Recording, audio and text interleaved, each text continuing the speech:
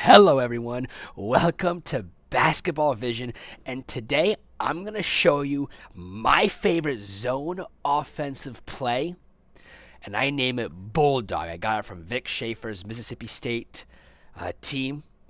They had some great runs there, and of course, you're in the dribble drive offense.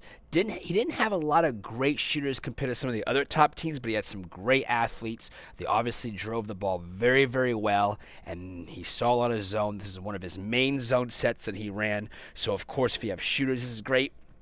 If you have drivers, this is great. And I love this zone play because it is a continuity offense, and it's got several scoring opportunities. And third, it's simple. Love it. It's simple. It's got scoring opportunities, and it's a continuity type of zone offense. I love that. And I'm going to show you it right now, how we run it. It's called Bulldog. Now, the first initial alignment will be a 1-3-1 type of look. You want your wings up high, and I'm going to show you the zone play. I'm going to show you in a continuity pattern off of, 3, 4, 5 passes. So you get the gist of it. Then I go into coaching / teaching points. We want to have our wings be high above the wing extended usually. You don't want them down too low. So you want to have them high, a little bit higher. If you want to have them extended right there, that's fine, but you don't want them below the elbow. You want your 4 or 5 here. We'll get into personnel more. Never, you're going to have your center be here. And I want to go right now when I show you this, maybe the first, 10 minutes you show this play, you're going to have your center just pick a block and stay at that block. If she's good left, he's good right, whatever. I'm going to have my center here, and that's where we'll have our center for now until later on in this video. Now, the ball's going to be in one's hand right here. As soon as a pass happens, one's going to pick a side to pass it to. If one passes it to 3, 4 is always going to follow the ball. So 1 passes to 3 to the wing, 4 is going to the ball, and go to the corner there. Now, 3 has the ball here. Now, when 3 has the ball, 3 has a couple different options 3 can do with it. It can pass to the 1 or pass to the 4. Anytime you see 3 people on one side or 2 on one side, as you call it, the 3 and the 4, that middle person after a pass is going to cut to the opposite corner. So let's say 3 passes it to 4. 3 is then going to cut to the opposite corner. And 3 can cut through the through this way down here or this way down to the baseline. What you don't want to do is necessarily have the 3 cut in front of the 5, especially if 5 is a good player. You can have that happen, but I would suggest cutting below the 5 if they're on the 5 side. So 3 is going to pass, and 3 is going to make a cut right down the opposite corner. Now 4 has the ball. As 3 is cutting, 4 is going to dribble up to the wing and pass to the 1. Like so. 1 is then going to pass to 2. And now 2 has the ball as 3 was vacating out to the corner. A hard, good cut. And now 2 has a couple options. Let's say 2 decides to pass to back up to 1. Remember our rule. Anytime we have 2 people in a lane, or I call it a 3-man side, if that's too confusing, then 2 on the same alley, they're going to cut.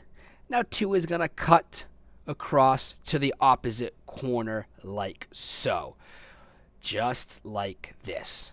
And that is going to be the base continuity of this zone offense. 1 is then going to pass to 4. 3 is going to shape up here. As soon as 2 vacates, the lone person will shape up and then passes to 4. And notice how 4 is our first original cutter. 4 is going to pass to, let's say, back up to 1. Doesn't want to get the corner involved. Then 4 is going to cut and make a cut to the opposite corner. 1 swings it to 3. 1 swings it to 3. 2 sees that, goes up. 3 then passes to 4. What is 3 going to do is going to cut to the opposite corner. And then 4 then could skip it up to 1.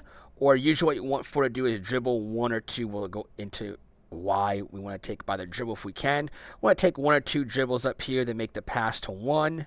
And then we are back in the flow of things. Notice how now One is going to pass to 2. And what is 2 going to do after a pass? 2 passes to the corner.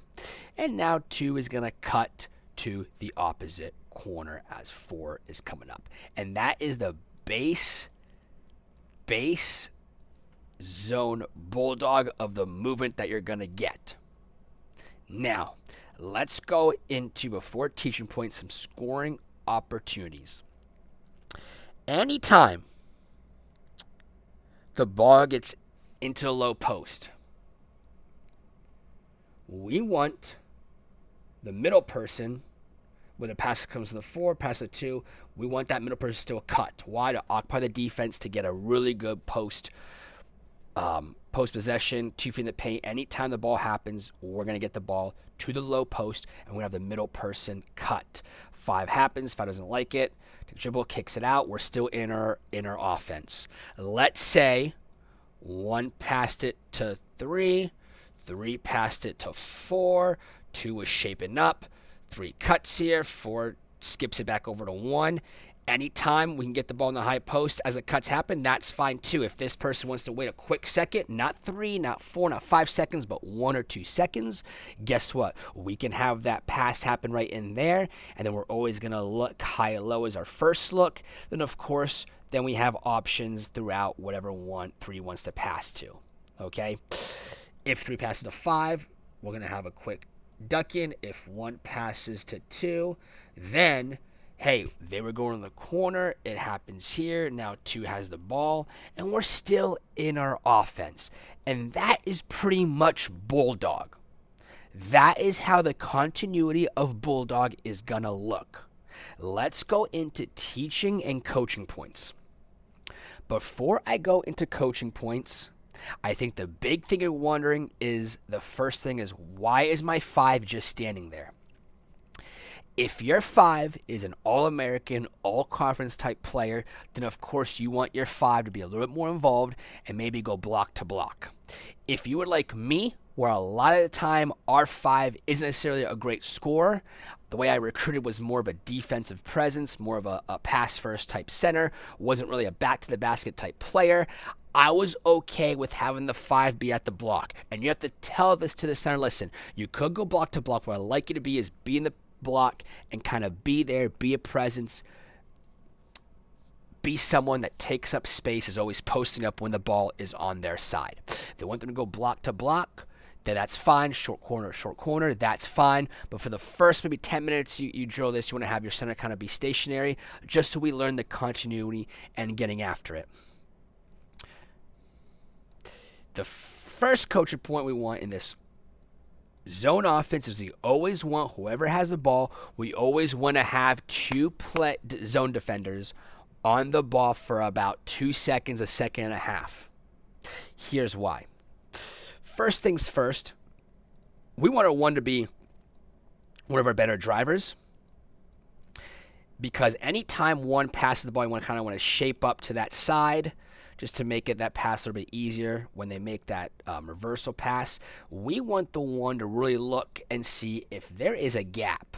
Let's say the pass happened to here, 3 came up here, then isn't like our zone defense, it was a lazy closeout, came over here, 1's closing out there. On that reversal, right there from there, if this person falls asleep or this person's not there, we're always looking to attack these gaps, get into the paint, get into any reversals, and look to drive in. Because when we look to drive in, good things happen. We can then kick out. We have 2-on-1, and 1 can then make passes across the court into dump down passes. We'll have this happen. That's why it's great to have your 1 be a really good driver up top. And yes, 1 and 5 are going to be more stationary in Bulldog. It's just how it is. It's how the continuity is. We had a really great driver here. Vic Schaefer had obviously an All-American driver here, because they could really penetrate into these seams. Could penetrate here really well, especially here really well, especially here really well on ball reversals. And that's a great time to look for the drive when the ball gets passed from the corner to the top, from the wing to the top. Now, when the pass happens, let's go back into when this pass happens, what we really want is a bad zone defense where 3 You know how our zone defense comes up here and kind of deny this corner?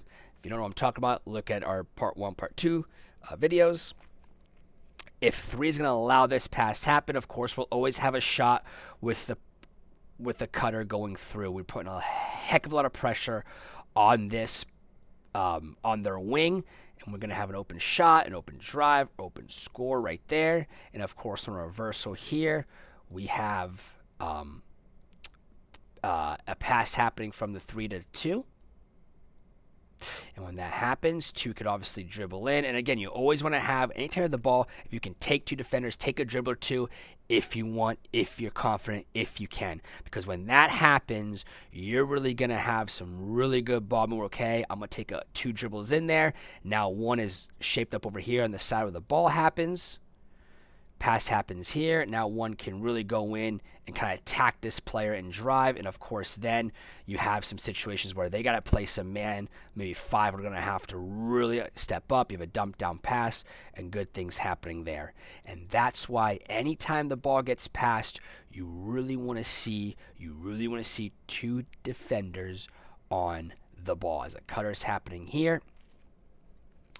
This happens, we defend it. If this person goes short corner, we can attack the short corner, attack the corner. And again, against lazy zone defenses, you're going to be able to get this ball from the wing to the corner or short corner really easily because this zone defense is poor. If it's a really good zone defense, playing against a defense like ours, then you really want to attack with quick ball movement, really good dribbles, really making them work hard for their shot, for their stops. Now, question we have about Bulldog is this. I didn't say it earlier, but anytime 1 makes a pass, kind of want to shape up to the closest elbow to the ball, just so that ball reverse is going to be easy. Now, when we make these passes to the corner and we cut through, I talked about going under the 5 because we have a good 5 player. That's why I want to go cut and go under, because when the ball gets reversed here, we necessarily, because 1 could sometimes get into 5 or a quick reversal here. You don't want 4 kind of cluttering up and cluttering the spacing up. That's why you never really want to cut in front of the 5. As a coach, you can do it if you want. Again, there's a million and one ways to win a basketball game. But for me, I think if you're cutting to the center side, you kind of want to go under. And that's why I like to have an open side where the center stays on one side and get effort that way. If the center is over here, then obviously would cut over here, right there. 2 would pass up to 1, 1 would pass up to 3, and then if 5's coming over here, 3 would cut this way. If 5's still over there, let's say 3 passed it back up to 1, then 3 would have an option. It really could cut in front, but what I like is either coming to the middle, then cutting under, or just making a really undercut, which I call like a wheel type action, really getting behind the defense, really putting pressure on the wings. Okay, anytime you have the ball on the perimeter, you really want to make sure you have 2, and the way you do that is by great drives, hard drives, 2 drives if you can. Not every player is going to be comfortable driving the ball, making that type of decision, so a quick reversal is a-okay as well. Now, don't want to get too in the nitty-gritty of this, but one thing you'll see sometimes is, hey, listen, your 5's coming over here. You could sometimes, what you'll see, especially on skip passes, is that you'll see the ball comes over here, ball reversal comes over here, 2 is coming back. What you'll see a lot of, if we ever pass it down to the 4 here, on the same side as his cutting, we will see a lot of skip opportunities where the 5 kind of buries 3 right here, and we sometimes see after a few times, especially if you're doing hard drives, we're going to see this pass open up. Skip pass or something that no matter what level of basketball, you don't see it often, but this is one thing I know when Vic was teaching it, Coach Schaefer was teaching it, he said it. You can watch his game from Mississippi State. There were times when after a while, the wing defenders would really start getting cluttered up in the paint because of the cuts, because of the action, the drives, and therefore the 5 would start setting some screens, and you'll have some really good skip opportunities. And of course, they weren't a great three-point shooting team, but he was okay with taking a drive in or taking 2 dribble pull-ups, while 3 kind of 5 screens the backside wing if you see the wings sagging off. And I don't want to get too much in depth with Bulldog, but this is a really fun offense. It's good continuity. It's really nice to see. It's awesome to teach. It's really quick, simple for your players to pick it up. Again, the biggest rule is when you're in the middle, you are going to pass it to the corner or the top of the key, and you are then going to cut to the opposite corner. And then when the ball gets reversed, you are going to see, again, just the same continuity. Pass it, doesn't have to go to the corner. You will see action happen all throughout this play, this zone offense. I love it. It's got good action. It's got some cutting, got a little bit of post up, good driving. Gonna have some shot opportunities, especially against a poor zone defense where the wings don't really do a good job closing out, coming out. You're gonna see a lot of, as I pet my cat here, because he likes what we're teaching. He likes this zone offense. You can hear him meowing. He's excited. I'm excited. I hope you're excited to learn about it, to run it. And that's kind of why I think this is something that should absolutely be in your zone offense repertoire. One thing I didn't mention is the one after a pass can probably follow that side of the ball to the alley, or it could be up here. You just want to make sure that one is aggressive. That's probably the biggest thing you want to see is aggressiveness from the top of the key. And you tell your players anytime you can take two, that's what's happening. Because anytime you have your wings, they take a drive. A drive in can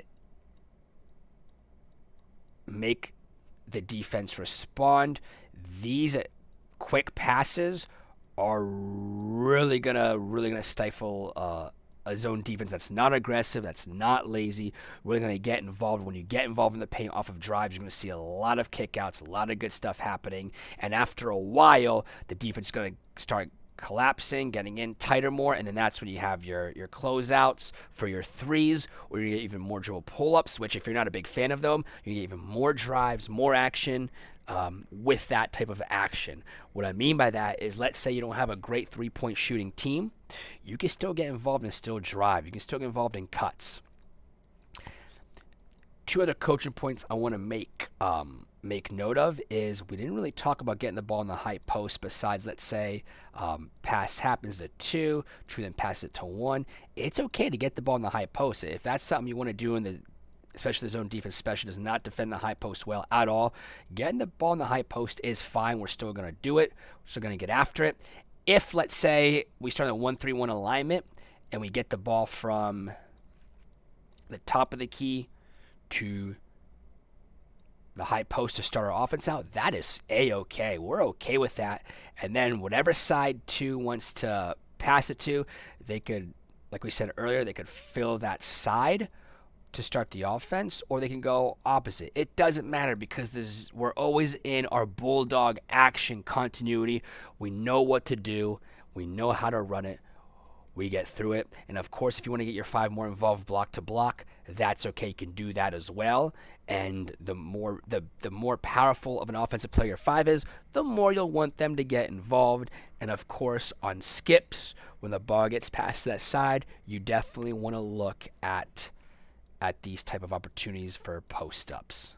Absolutely. That's definitely something that you want to look for, especially the five is very good. Do you ever want the five in the high post? Again, if your five's an All-American, All-Conference, and you're comfortable with that, that's okay, where when you're getting these cuts here, you can absolutely do that as well. I think the low block, what you'll see is a lot more easy pass opportunities because pass happens here. 3 goes to 4. We're really going to get stretched here. And on ball reversals, we're really going to be able to get some really good dribble drives. And when we had about 2 good shooters but 3 good drivers. So on these reversals right here, a lot of time because X4 was falling asleep. The zone defense was a good but not great. We could really get some good drives in here. And it was almost like we're making the zone play man in one-on-one situations. And we like that. So if you get some good one-on-one situations, you like that. If you get 2 on the ball, you like that as well. And that's our Bulldog zone offense. Hopefully you guys liked it. Hopefully you guys really took something from it. Add it to your repertoire. Again, in short, the continuity is this. Start out in a 1-3-1 right here. Pass happens. Follow the ball. 2 then, let's say, pass it to the corner. 2 is going to cut to the opposite corner, and as that's happening, 4 is going to either pass, take 2 dribbles, pass it up to 1, who is over here. 1 then will either pass it or dribble it over real quick, 2 then to 3. Ball reversal, and 3 can either pass it to 2, 5, 1. Let's say 3 passes it to 1, and the middle person is going to cut as we have this action going on continuously.